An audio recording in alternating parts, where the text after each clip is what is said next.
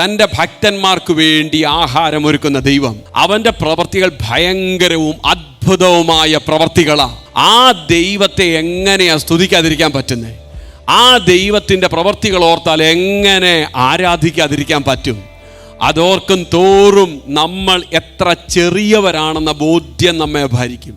അതോർക്കുമ്പോൾ നമുക്കൊരു യാഥാർത്ഥ്യം മനസ്സിലാകും. ആമേൻ. എൻ്റെ അധ്വാനമല്ല എനിക്ക് ആഹാരം തന്നത്, എന്നോടുള്ള അവൻ്റെ ഉടമ്പടി. Praise the Lord. എന്നോടുള്ള അവൻ്റെ വിശ്വസ്തത. കാരണം ആമേൻ, വചനം ഇങ്ങനെ പറയുന്നു, മരത്തിന്മേൽ തൂങ്ങുന്നവനെല്ലാം ശപിക്കപ്പെട്ടവൻ എഴുതിയതുപോലെ യേശു നമുക്ക് വേണ്ടി ശാപമായി തീർന്നു. അബ്രഹാമിൻ്റെ അനുഗ്രഹം ക്രിസ്തുവേശുവിലൂടെ ജാതികളിലേക്ക് വെളിപ്പെടേണ്ടതിനും തന്നെ. Praise the Lord.